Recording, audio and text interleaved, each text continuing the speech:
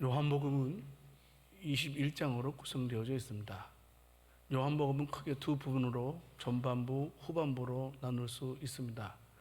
전반부는 요한복음 1장에서 12장까지의 내용인데요. 전반부의 내용은 예수님께서 이 땅에 계셨을 때 행하신 7대의 기적에 대해서 언급을 하고 계십니다. 첫 번째는 물을 포도주로 만든 사건을 기점으로 해서 5천 명도 먹이시고 죽은 나사로를 살리신 등 여러 가지 이적을 행하시게 됩니다. 13장부터 시작되는 후반부에서는 우리 예수님께서는 이제 7 표적을 행하시는 것을 제자들이 보지 않았습니까? 그들에게 더욱더 확실한 믿음을 주시기 위해서 눈에 보이는 행위로서 제자들을 양육하시는 모습이 13장 이후로 기록되어져 있습니다. 그래서 예수님께서는 요한복음 12장 26절 말씀에서 나를 섬기려면 나를 따르라 라고 구체적으로 12장에서 말씀을 하고 계십니다. 여기서 나를 따르라는 말씀은 예수님과 함께해서 그의 행함을 본받고 따라가는 것이라고 우리가 말씀을 드릴 수가 있습니다. 예수님이 행하시는 모습대로 행하라 라는 겁니다. 예수님께서 이제 12 제자들을 마가의 다락방으로 초대를 하시게 됩니다. 제자들은 몰랐습니다. 그날이 예수님께서 십자가 지시는 마지막 저녁인 줄을 몰랐던 것 같습니다. 예수님께서는 제자들에게 마지막 식사를 나누신 후에 제일 먼저 하신 일이 뭐냐 하면 바로 제자들의 발을 씻겨 주신 일이었습니다. 오늘도 우리는 예수님께서 제자들의 발을 씻겨 주시는 모습을 통해서 우리가 믿는 예수님이 어떤 분이신지 말씀을 듣겠습니다. 오늘 우리가 이제 14번째로 예수님은 어떤 분이신가에 대해서 계속해서 우리가 말씀을 듣고 있는데요. 오늘 본문 말씀을 통해서 예수님은 어떤 분이시냐? 첫 번째로 예수님은 자기 사람들을 끝까지 사랑하시는 분이다라는 말씀입니다. 오늘 본문 요한복음 13장 1절 말씀을 통해서 보게 되면 예수님께서는 세상에 있는 자기 사람들을 사랑하시되 끝까지 사랑하신다라고 말씀을 하고 있습니다. 여기 자기 사람들이라는 좁게는 12 제자를 가리킵니다.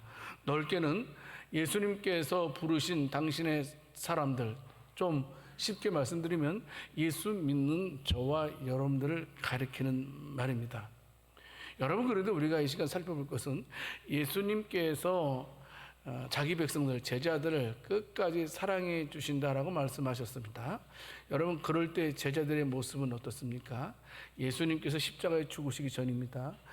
예수님께서 십자가에 죽으시기 전에 제자들의 모습은 예수님의 십자가에는 안중이 없었습니다. 전혀 생각하지 않았습니다. 예수님께서 십자가에 죽기 전에 제자들의 모습은 어떻습니까? 자리 다툼에 너무나 열심히 했던 것을 보게 됩니다. 내가 예수님 우편에, 내가 예수님 좌편에, 아니다 나다라고 서로 자리 다툼을 했던 제자들의 모습을 보게 됩니다. 제자들의 모습은 어떻습니까? 결정적인 순간에는 예수님을 저주하고 도망간 자들이었다라는 사실입니다. 뿐만 아니고 그 제자들 가운데에는 은 30에 예수님을 팔아먹은 자도 있었습니다. 성도 여러분, 아까도 말씀드렸지만 좁게는 12 제자를 가리키는 말이지만 넓게는 바로 예수 믿는 저와 여러분들을 가리킨다 그랬습니다. 그런데 끝까지 저와 여러분들을 사랑해 주신다고 말씀하셨는데 베드로의 제자들의 모습처럼 또 우리들의 모습은 어떠하느냐 하는 겁니다. 사실 우리가 우리들의 모습을 보게 되면 우리들의 신앙은 너무나 허약한 신앙이 아닌가 싶습니다. 여러분, 신앙의 양심은 어떤 일이 있더라도 우리가 지켜줘야 됩니다. 그런데 우리는 신앙의 양심을 참으로 너무나 쉽게 포기한 적이 있다라는 사실입니다. 때로는 물질 때문에, 때로는 명예 때문에, 때로는 관계 때문에 신앙 양심을 저버릴 때가 있었습니다. 여러분, 우리는 어떻습니까? 우리가 아는 것은 많이 있지만, 말은 많이 했지만 행함에서도 우리가 심히 부족했던 것을 우리는 우리의 삶을 통해서 하나님 앞에 부인 못하게 될 것입니다. 그런데요, 형편없는 제자들을, 형편없는 우리들을 하나님께서 어떻게 사랑해 주셨느냐 하는 겁니다. 바로 그분이 형편없는 우리들을 끝까지 사랑해 주신다라고 말씀을 하고 있습니다. 여기서 말하고 있는 끝까지라는 말은 시간적인 개념으로서 끝까지, 마지막까지라고 우리가 해석할 수 있을 것입니다. 그러나 더 여기서 끝까지 사랑한다는 말은 시간적인 의미보다는 가장 진하게, 가장 뜨겁게 사랑한다. 영어 성경에 보게 되니까 모든 것을 다 동원하여 사랑하신다라는 그런 뜻을 가지고 있었습니다. 마지막 순간까지 최선을 다해서 완전하고도 영원히 우리를 사랑해 주시겠다라고 주님 말씀해 주고 있습니다. 쭉 우리가 성경을 살펴보면 특별히 요한복음 13장에서는 어떻게 했습니까? 오늘 본문 말씀에서는 예수님께서 제자들의 발을 씻겨 주시는 모습을 볼 수 있습니다. 발을 씻겨 주셨다라는 말씀은 어떤 면에서 제자들이 참으로 가치 있는 존재라고 예수님께서 말씀하시는 것과 똑같습니다. 요한복음 14장에서 16장까지의 말씀에서는 어떻습니까? 예수님께서 내가 승천한 다음에, 부활한 다음에 승천한 다음에는 보혜사 성령님을 보내주셔서 너희들을 결코 홀로 있지 않게 하겠다. 너희들을 가르쳐주고 너희들을 위로하고 너희들에게 힘이 되어 주겠다라고 예수님 말씀하셨습니다. 요한복음 17장에서는 어떻습니까? 참으로 두렵고 떨고 있는 제자들에게, 백성들에게 참으로 내가 너희를 위해서 계속해서 중보 기도하겠다라고 말씀하시는 것이 바로 17장까지의 내용입니다. 성도 여러분, 12 제자들처럼 실족하고 넘어지는 자와 같이 우리들도 그와 같은 똑같은 모습인데, 제자들처럼 똑같은 저와 여러분들을 택해 주셔서 열매 맺게 해 주시겠다라고 주님 말씀을 하고 있는 것입니다. 얼마나 감사한지 모르겠습니다. 결코 부족함이 없는, 다함이 없는 사랑으로 우리를 사랑해 주시겠다 말씀하고 있습니다. 얼마나 감격스러운 말씀입니까? 얼마나 우리의 마음을 뭉클하게 하는 말씀이 아닌가 싶습니다. 우리 예수님께서는 저와 여러분들을 이 세상에 누구보다도 가장 소중하게 생각한다는 말씀입니다. 예수님의 사랑은 완벽하다는 겁니다. 예수님의 사랑은 우리 인간들의 사랑처럼 변함이 있는 사랑이 아니라는 사실입니다. 우리들의 사랑은 어떻습니까? 조건적이 아닙니까? 어떤 면에서 인간들의 사랑은 보게 되면 여러분 give and take가 많습니다. 주고받는 사랑에 익숙해 있지 않습니까? 주지 않으면 나도 안 주고 네가 안 줬으니까 나도 안 준다는 이 give and take의 방식의 사랑이 우리에게 가득 채 있지 않습니까? 그러나 예수님의 사랑에는 절대로 give and take의 조건적인 사랑이 아니다라는 사실입니다. 그냥 여러분, 사랑에는 이유가 없다는 말 종종 들어보죠. 사랑에는 이유가 없습니다. 하나님께서, 예수님께서 우리를 그냥 사랑해 주신다는 겁니다. 하나님께서 우리를 보실 때는 우리는 사실 사랑할 근거는 하나도 없습니다. 그렇지 않습니까? 예수님은 거룩하시지만 우리는 거룩하지 못합니다. 예수님은 의로우신 분이지만 우리는 사실 편협적인 의의를 가지고 있지 않습니까? 예수님은 사랑이라고 말씀하고 있지만 사실 우리들의 모습은 어떻습니까? 이기심과 보복심과 그리고 분노로 가득 차 있는 것이 우리들의 모습이 아닌가 싶습니다. 더더욱 놀라운 것은 로마서 5장 8절 말씀을 통해서 우리는 깊은 것을 깨닫게 됩니다. 우리가 아직 죄인 되었을 때에 그리스도께서 우리를 위해서 죽으셨다라고 말씀하고 있습니다. 우리가 좀 더 다른 사람보다 나아졌을 때 예수님께서 우리를 위해서 죽어주신 것이 아니고, 우리가 허물과 죄로 죽은 상태에 있을 때, 전혀 가능성이 없고 비전이 없는 우리들에 대해서 먼저 십자가에 죽어주신 예수님이라는 사실입니다. 예수님의 사랑은 다릅니다. 예수님의 사랑은 우리의 사랑과 다릅니다. 예수님의 사랑은 절대로 영원히 끊을 수 없는 사랑인 것을 보게 됩니다. 강권적인 사랑이고 자기 희생적인 사랑이고 무조건적이고 무제한적인 사랑이 바로 예수님의 사랑입니다.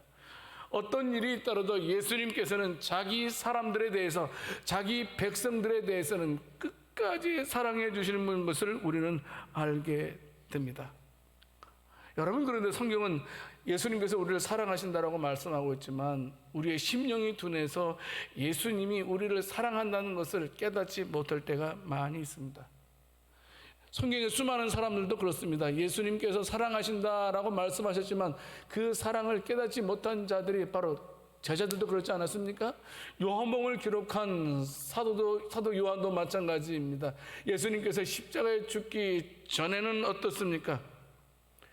예수님의 사랑을 미처 깨닫지 못한 자가 바로 요한이었습니다. 그러나 사도 요한이 이렇게 원숙한 사랑으로 예수님의 사랑을 증거했던 것은 예수님께서 십자가에 죽으시고 부활하신 다음에 부활하신 주님을 만났을 때 그제서야 예수님이 나를 얼마나 사랑하셨는지, 예수님의 죽음이 바로 나를 위한 죽음이었다는 사실을 깨닫게 되었을 때 그는 입만 열면 예수님의 사랑을 증거하게 됩니다. 그래서 사도 요한을 가리켜서 우리는 사랑의 사도라고 말할 수 있게 되는 것입니다.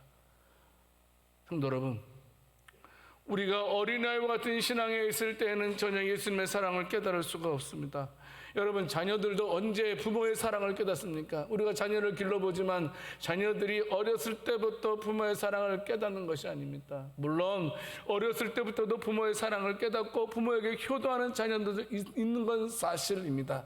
그러나 대부분의 자녀들은 어떻습니까? 언제 부모의 사랑을 진정으로 깨닫게 됩니까? 결혼하고 자식 낳고 힘들게 자녀를 키워볼 때에 그제서야 부모의 사랑이 얼마나 큰지를 깨닫고 부모에 대해서 고마운 마음을 가지게 되는 것입니다. 하여튼 중요한 것은 예수님이 저와 여러분을 사랑하시되 끝까지 사랑하신다는 사실입니다. 우리를 사랑하시되 최선을 다해서 무조건적으로 영원하도록 사랑을 해 주신다는 사실입니다. 그러므로 성도 여러분, 우리가요 이 사실을 붙들어야 됩니다. 예수님은 끝까지 나를 사랑해 주신다라는 이 말씀을 붙들어야 돼요. 힘든 순간 왜 없겠어요? 어려운 사람 왜 없겠어요? 여러분, 여기 앉아 계신 모든 분들 마음속에 말 못한 근심 걱정 다 있지 않습니까? 여러분, 어떤 상황에 놓인다 할지라도 하지만 힘들지만 두려워하지 마십시오. 염려하지 마십시오. 왜냐하면 예수님께서는 절대로 자기 사람이 잘못되는 것을 보지 못하십니다. 우리가 우리의 자녀들이 잘못되는 것 보지 못하는 것처럼 말입니다. 우리 주님께서는 우리가 공경에 빠지면 즉각적으로 우리를 도와주시는 분이심을 믿으시기를 바랍니다. 문제는 뭐냐 하면 하나님께서, 예수님께서 우리를 도와주시는데 도와주시고 있음에도 불구하고 우리는 그것을 깨닫지 못하고 있다는 사실입니다. 성도 여러분, 왜 우리가 주님께서는 도와주시겠다고 말씀하셨고 도와주시고 있다고 말씀하고 있음에도 불구하고 우리를 왜 도와주시고 있다는 사실을 왜 피부로 느끼지 못하고 있는 것입니까? 그것은 하나님의 도우심의 방법이 우리가 기대하는 방법과 다르기 때문입니다. 우리는 A처럼 우리를 도와주기를 원하시는데 하나님께서는 우리를 A처럼 도와주시는 것이 아니고 다른 방법으로 우리를 도와주기 때문에 하나님이 우리를 도와주는 것을 느끼지 못한다는 겁니다. 성도 여러분, 왜 A처럼 도와주지 않습니까? 이왕이면 우리가 원하는 방식대로 A처럼 도와주시면 우리는 그때그때마다 깨달아서 감사하고 찬양할 텐데 말입니다. 여러분 기억하십시오. 예수님은요 나를 나보다 더 잘 아십니다. 그래서 예수님은요 나를 보다 더 잘 알고 계시기 때문에 가장 적절한 방법으로 도와주시기 때문에 때로는 우리가 주님의 도우심을 피부로 느끼지 못한다는 겁니다. 그러나 시간이 지나고 나면 어떻습니까? 우리 주님께서 내 삶에 개입하셔서 나를 인도해 주셨고 나를 보호해 주셨다는 사실을 깊이 깨달을 때 한두 번이 아니었습니다. 성도 여러분, 그러므로 우리는 주님의 사랑을 의심하지 마시기 바랍니다. 어떤 일을 만나도 주님을 의지하는 마음으로 살아가는 우리들이 되어야 됩니다. 우리는 로마서 8장 31절 32절 말씀 너무나 잘 알고 있지 않습니까? 하나님이 위하시면 돼요. 이겨낼 수 있어요. 자기 아들을 아끼지 아니하시고 우리 모든 사람을 위하여 내주신 이가 어찌 그 아들과 함께 모든 것을 우리에게 주시지 아니하겠느냐. 아니, 독생자 예수까지 십자가에 못 박혀 죽게 하신 그분이 우리를 위해서 다른 것을 주지 않겠느냐 라고 말씀을 하고 있는 것입니다. 그러니까 힘들어도 견뎌내야 됩니다. 넘어서 8장 25절 말씀에 있는 것처럼 우리가 보지 못하는 것을 우리가 이루려면 참아야 된다는 겁니다. 기다려야 된다는 겁니다. 참고 기다려야 된다는 것. 절대로 절망하지 말고 좌절하지 말고 하나님께서, 우리 예수님께서 끝까지 나를 사랑해 주신다라고 말씀하셨으니까 가장 적절하게 나를 지키시고 인도해 주실 거라는 그런 믿음으로 우리 주님을 찬양할 수 있는 저와 여러분들이 될 수 있기를 살아계신 주님의 이름으로 축원합니다. 주님은 끝까지 저와 여러분들을 사랑하시는 분이심을 믿으시기를 바랍니다. 두 번째로, 예수님은 어떤 분이십니까? 예수님은 행동으로 사랑하신 분이라는 사실입니다. 요한복음 13장 4절 5절 말씀을 통해서 식사하셨습니다. 근데 식사의 자리에서 일어나셨습니다. 겉옷을 벗습니다. 그리고 수건을 가지시고 허리에 두르시고 그리고 물을 떠서 제자들의 발을 씻기셨다라고 성경은 말씀을 하고 있습니다. 여러분, 사랑해 보셨죠? 사랑 안 해보셨어요?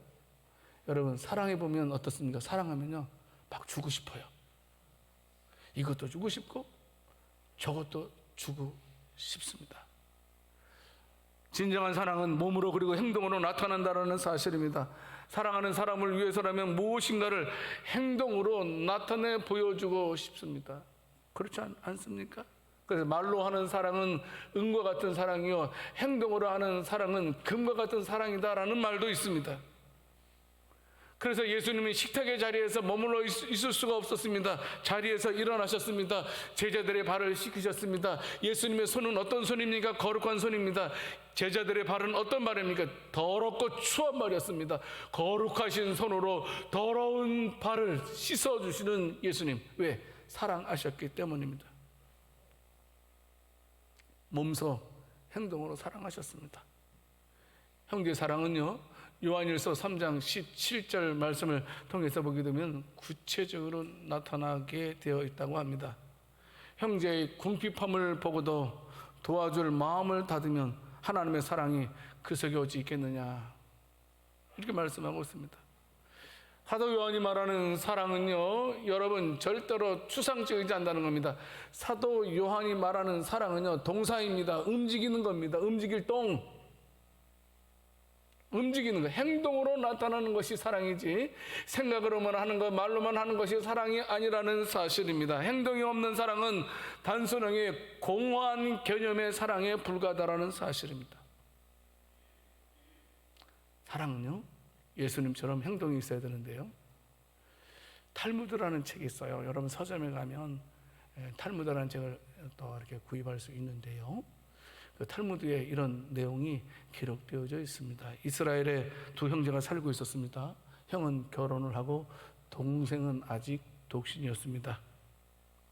형은 아이들도 조카들도 있었다는 말이죠. 아우는 독신이었습니다. 둘 다 농부였습니다. 아버지로부터 이제 땅을 물려받아서 이제 열심히 농사를 짓습니다. 추수를 하게 됩니다. 추수한 것에 대해서는 정확하게 반반씩 나누게 됩니다. 아주 공평하게요. 밤이 되었습니다. 동생이 생각합니다. 이런 생각이 들었습니다. 아, 형은 힘들겠다. 왜냐하면 형은 형수도 있고 우리 조카들도 있는데 그 많은 사람들이 먹고 살려면 양식이 더 필요한데 이번에 내가 내 몫을 우리 형을 위해서 좀, 형의 가족을 위해서 나눠줘야 되겠다 생각합니다. 그래서 남모르게 밤에 몰래 자기 곡간에 들어가서 곡식을 가져다가 몰래 형의 곡간에 자신의 곡식을 넣어두게 됩니다. 그런데요, 형도 똑같이 생각하게 됩니다. 형이 이렇게 생각합니다. 아이고, 나는 결혼도 했고 자식이 있어서 노후가 보장되지만 내 동생은 혼자인데 노후가 부양할 사람이 없는데 그래도 내 동생이 좀 더 재물이 많아야 되지 않느냐, 이렇게 생각을 합니다. 그래서 그 형이 어떻게 합니까? 자기 곡간에 들어가서 곡식을 가져다가 동생 곡간에 넣어주게 됩니다. 아침에 깨어납니다. 각자의 곡간에 가보니까 깜짝 놀랐습니다. 아니 분명히 내가 형한테 갖다 줬는데, 아니 내게 이상하다, 내가 동생한테 분명히 갖다 줬는데 그대로 있는 것을 보고 깜짝 놀란 걸 발견했다는 겁니다. 여러분, 이 탈무드의 이야기는 각박한 현실을 살아가고 있는 저와 여러분들에게 깊은 교훈을 준다고 생각됩니다. 사랑은요 내가 가장 소중하게 여기는 것을 아낌없이 주는 것이 사랑인데, 예수님은 그랬다는 겁니다. 여러분, 그렇지 않습니까? 예수님께서도 마태복음 6장 21절 말씀에서 말씀하십니다. 네 보물이 있는 그곳에는 네 마음도 있다. 물질이 있는 곳에 네 마음이 있다. 돈이 있는 곳에 네 마음이 있다라고 말씀하고 있습니다. 구체적인 행동으로 하는 사랑하는 그 행동에, 그곳에 바로 사랑이 있다라고 말씀을 하고 있는 것입니다. 그렇지 않습니까? 성도 여러분, 우리 주변에는 우리의 행동을 기다리는 사람들이 참 많이 있음을 알아야 된다라는 사실입니다. 단순하게 여러분, 사랑은 연민을 느끼는 것으로 끝나서는 안 된다는 겁니다. 참 안 됐다, 참 불쌍하다, 아이고 힘들겠다, 아니라는 겁니다. 배고픈 자에게 가서 밥 먹어 이렇게 말해서는 안 되고, 추운 자에게 가서 옷 더 입고 나와라고 말해서는 안 된다는 겁니다. 그들에게 양식과 옷을 주어야 된다는 사실, 그것이 진정한 사랑이라는 사실입니다. 여러분, 고린도후서 8장 1절 2절 말씀을 통해서 보게 되면 바울이 고린도 교회의 마게도냐 교회들에 대해서 참 칭찬을 하고 있습니다. 이 마게도냐 지방에는 여러 교회가 있습니다. 빌립보 교회, 데살로니가 교회, 베레아 교회, 이런 교회들 있는데요. 이 마게도냐 지방의 교회들도 지금 로마의 핍박에 의해서 굉장히 지금 어려운 상황이 있어요. 그런데 어려움 속에 있는 그들이 소문을 듣게 돼요. 어떤 소문을 듣게 되면, 모교회, 예루살렘 교회가 굉장히 힘들다라는 소식을 들어요. 그래서 이 마게도냐 지역의 교회들은 자신들도 힘들지만 모교회를 위해서 연벌을 넘치도록 해서 보내준 것을 바울이 고린도 교회를 향해서 말씀을 하고 있는 것을 보게 됩니다. 마게도냐 지방의 교회들, 빌립보 교회, 데살로니가 교회, 베레아 교회들이 사랑을 실천했다라는 사실을 말씀하고 있는 것입니다. 사도 요한은 요한일서 3장 18절 말씀에서 분명히 말씀하고 있습니다. 우리가 말과 혀로만 사랑하지 말고 행함과 진실함으로 해야 된다라고 말씀을 하고 있습니다. 진리에 속한 자는 진실한 행동을 한다라는 사실을 말씀하고 있고, 여러분, 진리에 속한 자들의 진실한 행동을 불신자들도 보기를 원한다는 겁니다. 여러분, 이상하죠? 자기네들이 뭐 타락하는 건 말하지 않아요. 근데 교회가 타락하는 것은 어떻게 말을 잘하는지 모릅니다. 왜 교회 다니는 사람이 왜 그래? 자기네들이 타락한 것은 절대 말하지 않습니다. 세상 사람들은요, 우리 교회에 대해서 그들보다 더 높은 도덕성을 요구한다는 겁니다. 사랑을, 너희들은 사랑의 주님을 믿는 사람들이기 때문에 너희들에게는 마땅히 사랑이 있어야 되지 않느냐라고 우리를 말한다라는 사실입니다. 성도 여러분, 우리 주님께서는 말로만 사랑하는 것이 아니고 사랑의 극치, 십자가를 지셨다라는 사실을 기억하시기 바랍니다. 예수님께서 십자가를 지신 것은 어쩔 수 없이 그냥 십자가를 지신 것이 아니고, 우리를 사랑하시기 때문에, 저와 여러분들을 사랑하시기 때문에 십자가를 지셨다라는 사실, 행함으로, 말로만, 머리로만이 아니고 행함으로 사랑을 실천하신 예수님을 우리는 반드시 기억해야 됩니다. 예수님은 어떤 분이십니까? 세 번째로, 사랑을 실천하신 그 예수님께서 우리들에게 너희들도 서로 발을 꼭 씻어줘야 된다. 꼭 씻어줘라. 보고만 있지 말고 꼭 씻어줘라 라고 말씀하고 있습니다. 오늘 보면 요한복음 13장 14절 말씀에서 너희도 서로 발을 씻어주는 것이 옳으니라. 여러분, 여기서 옳으니라는 말은 이게 특이한 단어입니다. 일반적으로 사용되는 말이 아닙니다. 어떤 절대적인 기준을 말할 때 사용되는 단어가 옳으니라 이거입니다. 아무데나 잘 사용 안 돼. 이 어디에 말이 사용됐죠? 부모에게 효도하라는 말할 때 부모에게 효도하는 것이 옳으니라. 그런데 서로 발을 씻어주는 것이 옳으니라 이렇게 말씀을 하고 있습니다. 예수님께서는 제자들의 발을 씻어주신 것뿐만이 아니고 제자들에게도 너희도 제발 서로 발을 씻어주어라 라고 말씀을 하고 있습니다. 예수님 닮기를 원하셨다는 사실입니다. 여러분, 그런데 우리가 서로 발을 씻어주시는 것에 대해서 우리가 부담스러워할 수 있습니다. 왜냐하면 발은 더러운 거기 때문에요. 더러운 발을 씻어주는 것은 상당히 부담스러울 수 있습니다. 그런데 그럼에도 불구하고 예수님께서 우리들에게 더러운 발을 서로 씻어주라는 것은 우리를 괴롭게 하려고 우리에게 말씀하신 것이 아니고 그 더러운 발을 씻어줌을 통해서 우리를 복되게 하시려고 우리에게 서로 발을 씻으라고 말씀을 하셨다는 사실입니다. 볼까요? 요한복음 13장 17절 말씀에 너희가 이것을 알고 행하면 무엇이 있으리라? 복이 있으리라. 너희가 믿음으로 서로 사랑하는 마음으로 더러운 발을 씻어주게 되면 복이 있을 것이다 라고 말씀을 하고 있습니다. 여러분, 세족식을 하는 가운데 요한복음 13장 34절 말씀에 주님께서 새 계명을 주지 않습니까? 어떤 말씀입니까? 서로 사랑하라. 새 계명을 너희에게 준다. 서로 사랑하라. 내가 너희를 사랑한 것 같이 너희도 서로 사랑하라. 너희도 서로 발을 씻어줘라 라고 말씀을 하고 있는 것입니다. 여러분, 그런데요, 좀 달라요. 뭐가 다르냐면 마태복음, 마가복음, 누가복음을 가리켜서 공감복음이라고 그래요. 이 공감복음은 뭐냐면 같은 관점에서 예수님을 바라본 거예요. 그래서 마태복음, 마가복음, 누가복음은 내용이 겹쳐요. 내용이 비슷비슷해요.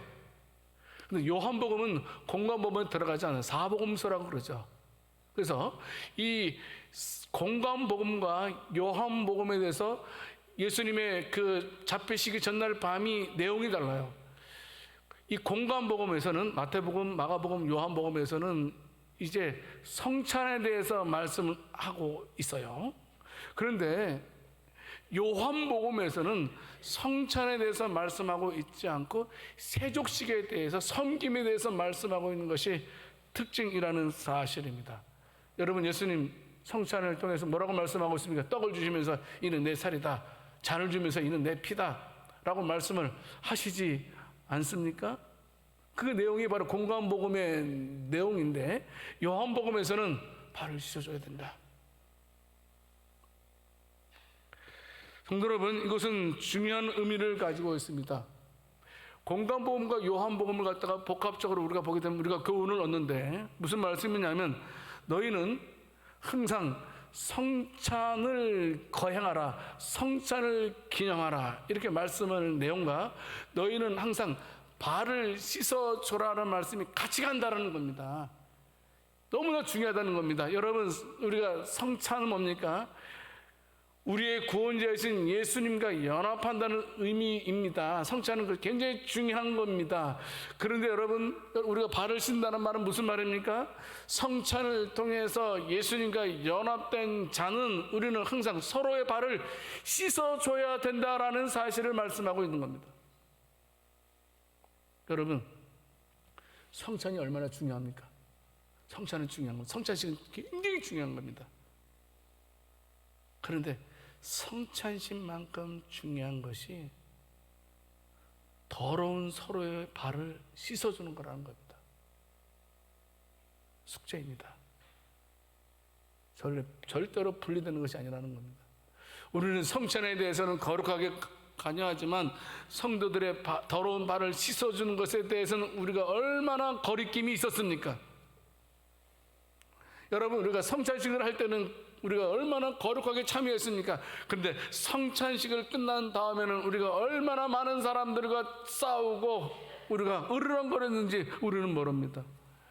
여러분, 우리가요, 만약에요 서로의 발을 씻어주지 아니한다면 우리가 그리스도의 성찬식을 조각내는 것과 똑같다라는 겁니다.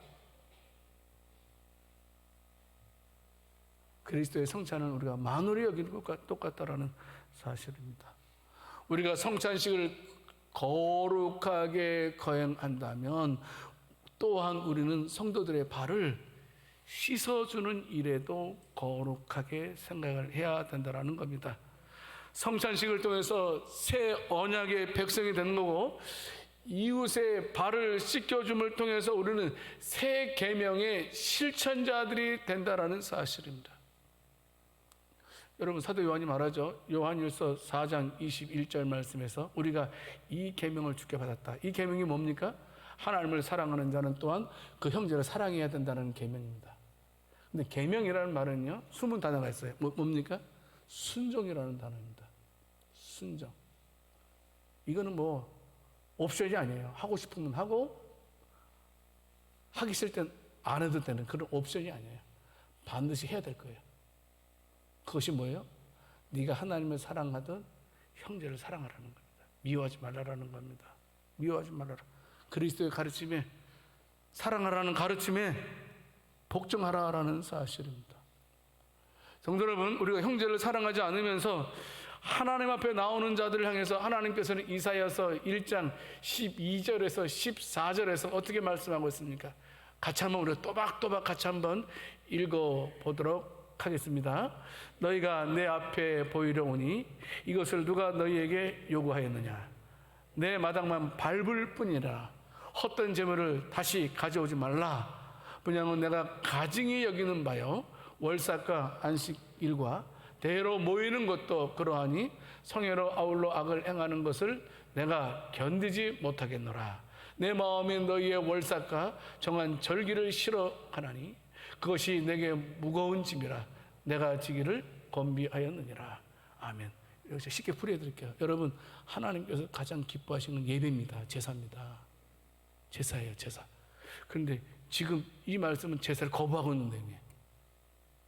아이러니하잖아요. 하나님께서 제사를 제일, 안식일, 다 그 제사에 관계된 거예요. 예배에 관계. 근데 그 예배를 나 거부하겠다는 거예요. 어느 때요? 형제를 미워할 때.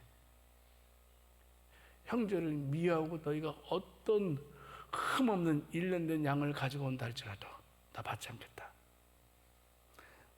형제를 미워하는 가운데 네가 어떤 제사를 지킨다 해도 나 그것을 나한테 짐받게 되지 않는다. 내가 그 너희들의 그 짐 때문에 내가 얼마나 힘들지 않으냐 말씀을 하고 있는 것입니다. 더더욱 볼까요? 이사야서 1장 15절 말씀을 통해서 보게 되면 뭐라고 말씀하고 있습니까? 네가 아무리 해도 나는 네가 기도한다 할지라도 나 듣지 않겠다. 왜? 너희의 손에 피가 가득했기 때문에, 형제를 사랑하지 않았기 때문에, 미워했기 때문에, 분노했기 때문에 라고 말씀을 하고 있는 것입니다. 성도 여러분, 우리는 어떤 일이 있더라도 예수님께서 말씀하고 계신 것처럼 서로의 발을 씻어주는 하나님의 자녀들이 다 될 수 있기를 원합니다. 더러워, 너무 추잡해, 함께하기 싫어, 이렇게 해서는 안 된다는 겁니다. 교회는 서로의 발을 씻어주는 것이 교회입니다. 교회는 서로 더러운 발을 씻어주는 것이 교회라는 겁니다. 교회는 더러운 죄를 지적하는 것이 교회가 아니고, 왜 이렇게 더러워라고 말하는 것이 아니고 더러운 발을 씻어주는 것이 교회이고, 그 교회가 주님께 칭찬받는다는 사실입니다. 성도 여러분, 이 세상에는 우리가 발을 씻어줘야 할 것이 너무나 많이 있습니다. 특별히 코로나로 인해서 얼마나 많은 사람들이 힘들어하는지 모릅니다. 저는 우리 교회 온 지 이제 12년, 벌써 여러분들과 한 12년이 다 가는데요. 그래도 우리 교회는 그런 분들이 많았어요. 나눔 같은 걸 잘 하시는. 그래서 어렵고 힘든 사람, 목사님, 어렵고 힘든 사람, 코로나로 인해서 힘든 사람이 있는데 좀 목사님 좀 도움을 줬으면 좋겠습니다 하고 저한테 말씀하셔서 저를 통해서 교인도 있고 선교사님도 많이 도왔고, 또 이 주변 우리 교단 말고 다른 교단 목사님들도 많이 도왔습니다. 그리고 어떤 분은 또 어떤 가정이 어려운데 또 남모르게 자녀의 학비를 대어주시는 분도 계셨습니다. 참 고마운, 나눔이는 굉장히 좋은 일이라고 생각됩니다. 특별히 코로나로 인하여서 여러분, 한국교회가요, 망교회 정도가 없어졌대요.